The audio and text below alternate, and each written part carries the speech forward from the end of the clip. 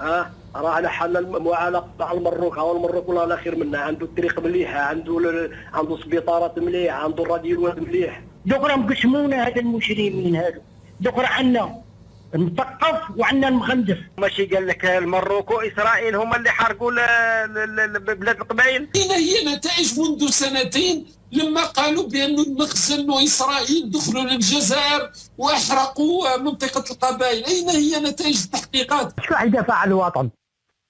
يبقاو غير سواءكم ولا سبع الازرق.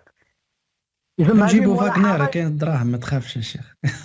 الجزائر يعني مهددة، أصبحت الجزائر مستهدفة، الجزائر مستهدفة، الجزائر مستهدفة، الجزائر أيضا مستهدفة، مستهدفة بقوة. الجزائر مستهدفة. لسنا مستهدفين فقط من بعيد، إنما كذلك أننا مستهدفون عن قريب. الجزائر مستهدفة. لماذا يريدون استهداف الجزائر؟ هذا المسلسل طويل الحلقات، مسلسل مكسيكي. الأصدقاء ديالي السلام عليكم، مرحبا بكم مرة أخرى في قناتنا وقناتكم على اليوتيوب. كنتمنى تكونوا بخير وعلى خير بصحة جيدة وفي أحسن أحوالكم. الأصدقاء ديالي إلا كنتوا أول مرة كتشاهدوا القناة ديالنا على اليوتيوب ما تنساوش تشاركوا في القناة، كذلك أخوتي تفعلوا الزر ديال الجرس، لايك الفيديو وبارطاجيو الفيديو مع الأصدقاء ديالكم باش تدعمونا ونستمروا في نشر مزيد من المقاطع في هذا القناة. الأصدقاء ديالي كما عهدناكم مقطع ديال اليوم مقطع جديد، مقطع يستحق الدعم والمشاهدة.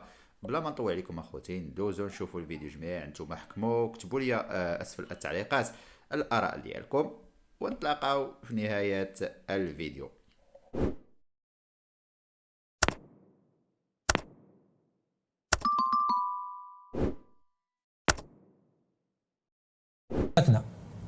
السلام عليكم يا استاذ. وعليكم السلام ورحمة الله خويا أيوب. تحية المغاربية ان شاء الله. مرحبا بك. نخلص الموضوع، ما عندنا حتى حرية، ما عندنا حتى اعلام في الجزائر، ما عندنا والو. ظلم، حقارة، ديكتاتير، هذا واش اللي كاين في الجزائر.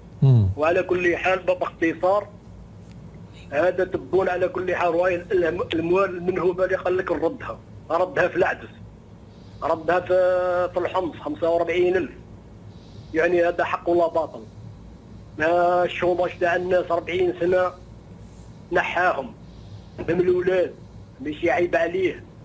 راه على حل المعالقه مع المروك. ها المروك والله لا خير منه، عنده الطريق مليحه، عنده سبيطارات مليحه، عنده الراديوات مليح. على ما يخليلوش الغاز نتاعو وينحي معالقه معاه. لا حول ولا قوه الا بالله العلي العظيم. يعني علاش الحقاره هذه حقرنا هذه الحقره هذه او نفحصوا فيها؟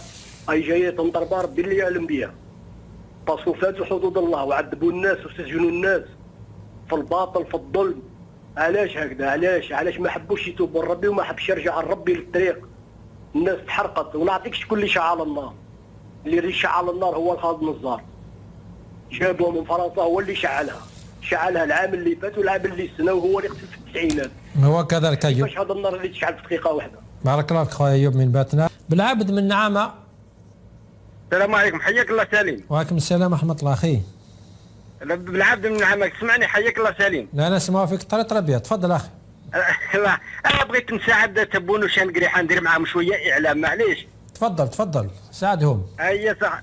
شوف، ما لقري هما راهم يقولوا بالعابد مختل وراه يتخيل، ودوك نشوفوا كان بالعابد راه يتخيل ولا كاين الملموس. شوف في صحيفة 2021 في بلاد القبائل الكبسولات اللي لقاوهم، ماشي قال لك المروك وإسرائيل هما اللي حرقوا بلاد القبائل؟ ليس هناك أي إنجاز، ليس هناك كلام يرد به. كاين فقط نظرية المؤامرة. الناس تورطوا اليوم، عطونا تفاصيل التحقيقات.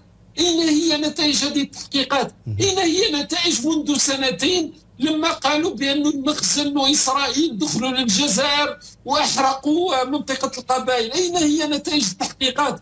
من تورط في ذلك؟ أعطينا تفاصيل. لا، هي فقط شعارات من أجل إسكات المواطنين، وحتى المواطن ينسى أنه يعني ضحايا الحرائق هم ضحايا جريمة من النظام الجزائري. ونزيد حاجة واحدة أخرى، 3 نتاع الشوفرة السائقين اللي قتلوهم في طريق موريتانيا، ماشي قالوا لنا تبون شنقريحة نروحوا للجنايات ونديروا كذا ونديروا كذا؟ وين راهم؟ ما كان والو. وكاين ملف واحد اخر ثاني اللي بغاو يديروا الجنايات الدوليه. المجزره تاع الرمكه في غليزان في 98. ماشي بالك الطياره اللي رمات الكبسولات هي اللي جات رفدت اللي كسموهم رفدت التشوشنه تاع ذاك الوقت والصاروخ والحقن خاطش اللي كانوا يقتلوا الناس كانوا يدروغيو حتى يديروا الحقنه. اله ولي من وهران. السلام عليكم سليم، ربي يحفظك خويا. عليكم السلام ورحمه الله. سليم خويا، احنا ما نهضروا على هذا الاعلام الجزائري مكاس هذا حاشاكم هذا القنوات الزيكو.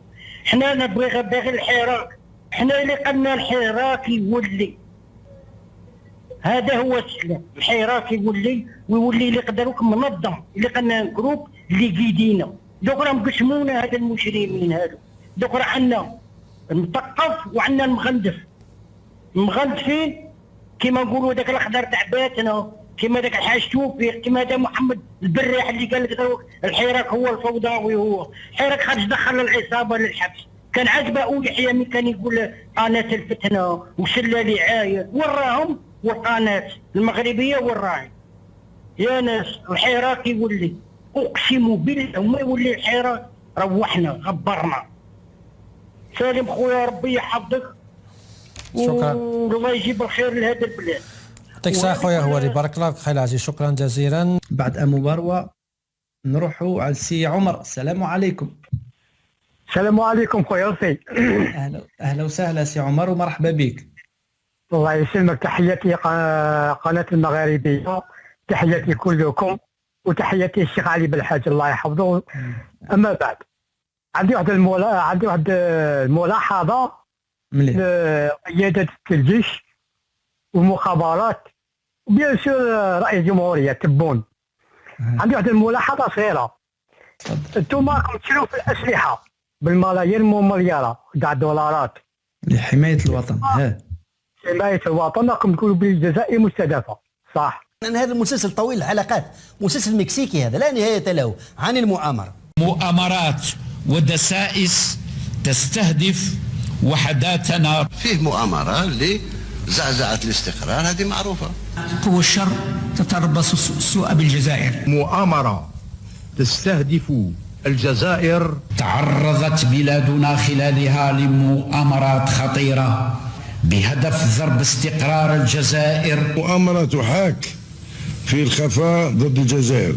الجزائر مستهدفة. اليوم الجزائر أصبحت مستهدفة بعدوان، لأن الجزائر مقصودة من الخارج. الجزائر مستهدفة. الجزائر يعني مهددة، أصبحت الجزائر مستهدفة. الجزائر مستهدفة. الجزائر مستهدفة. الجزائر أيضا مستهدفة، مستهدفة بقوة.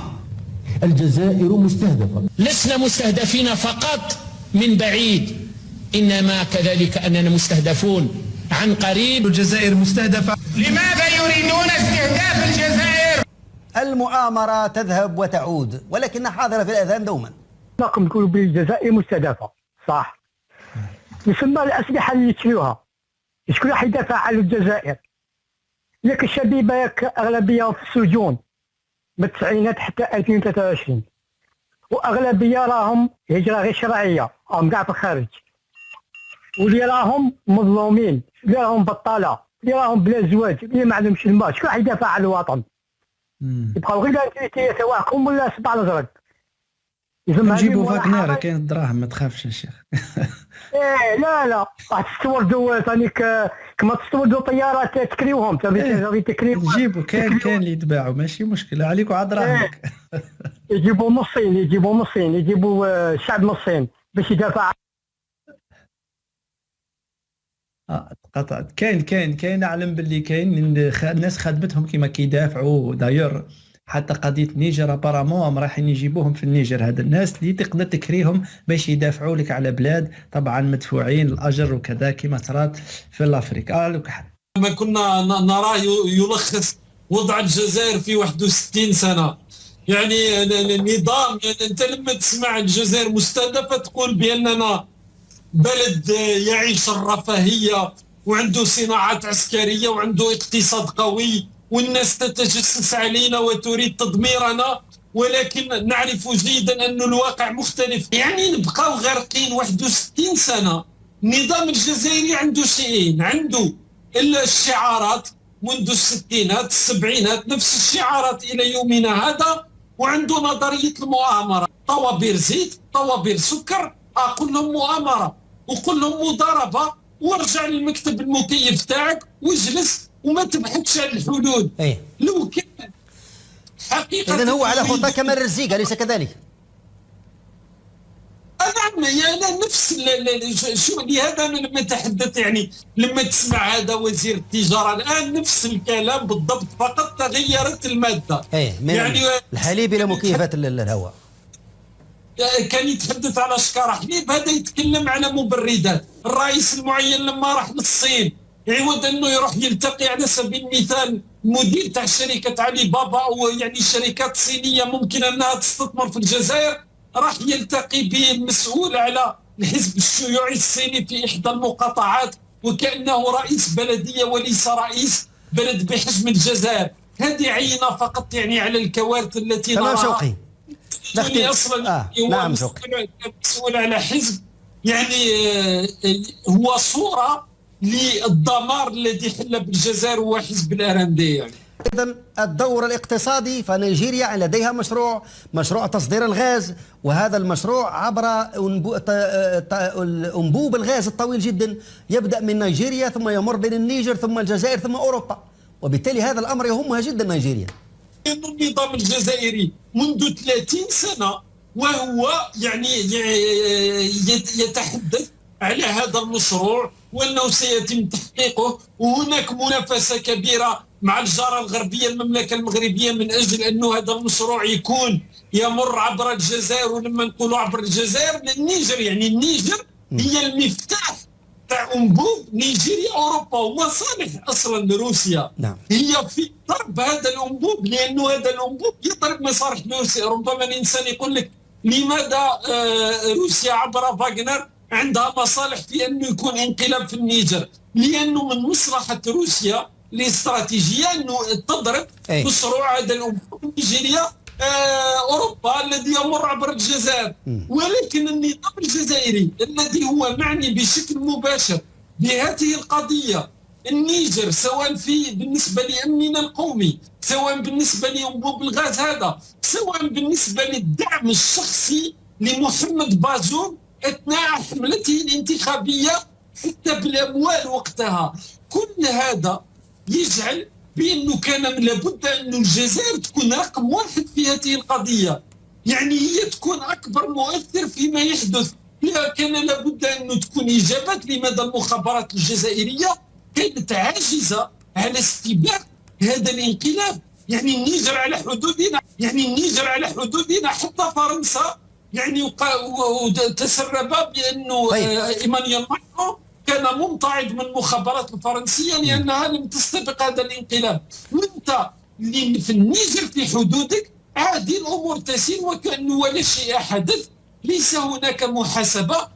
من المفروض انه تحدث ثوره داخل المخابرات الجزائريه، ولكن من المفروض ان يحدث ذلك. ولذلك انا سالت عن موقف المجلس الاعلى للامن، أين محله من الإعراب؟ لذلك بدأنا بالسؤال عنه لنسأل عنه. المجلس الأعلى للأمن كان قد عقد جلسات على أمور ثانوية لم تكن يعني لها علاقة وطيدة جيدا مع المسائل الأمنية، ولكن عقد جلسات وقد رأينا ذلك الشهور الماضية. ولكن اليوم أن الحرب طبول الحرب عند حدودنا ولم ينعقد هذا المجلس الأعلى للأمن. ولكن يبقى السؤال المطروح، هل بإمكان روسيا أن تحل في هذه المنطقة، منطقة إفريقيا الساحل خصوصا عند حدودنا، أن تقوم بإحلال الأمن والسلام بدلا من فرنسا عن طريق فاغنر؟ هذا هو السؤال الذي يمكن أن تجيب عنه. الاصدقاء ديالي وصلنا للختام ديال الفيديو. كنتمنى الفيديو ديال اليوم يكون نال الاعجاب ديالكم. الى عجبكم خليو واحد لايك واشتراك في القناه، كذلك اخوتي فعلوا الزر ديال الجرس، بارطاجيو اخوتي الفيديو مع الاصدقاء ديالكم باش تدعمونا ونستمروا في نشر مزيد من المقاطع في هذا القناه. الاصدقاء ديالي اليوم المنتخب المغربي في دوري الملوك غادي يواجه منتخب امريكا. منتخب صراحه قوي، عنده لاعبين في المستوى. نتمنى ان شاء الله المنتخب المغربي يحقق التأهل ولأول مرة في أول مشاركة ليه في هذا الدوري الملوك. لما لا إن شاء الله نوصلوا لنصف النهائي يعني المنتخب المغربي الاول حققها في كأس العالم بقطر، حققها المنتخب الاولمبي المركز الثالث في الالعاب الاولمبيه الاخيره. ونتمنى ان شاء الله هذه المره عاوتاني المنتخب المغربي، رغم ان هذا المنتخب غير معترف به لدى الفيفا، ولكن كتبقى مسابقه صراحه اللي ولات عندها شعبيه كبيره بالنسبه للمغاربه. واكبر دليل هو اللايفات ديال هذه المسابقه، خصوصا ملي كيكون لاعب المنتخب المغربي فكيكون عليهم واحد التفاعل كبير وكبير جدا، واعداد وارقام قياسيه بالنسبه لعدد المشاهدات في البث المباشر لمباريات المنتخب المغربي خلال هذه البطوله. ما بقى لي الا نودعكم، نتلاقاو في فيديو قادم ان شاء الله.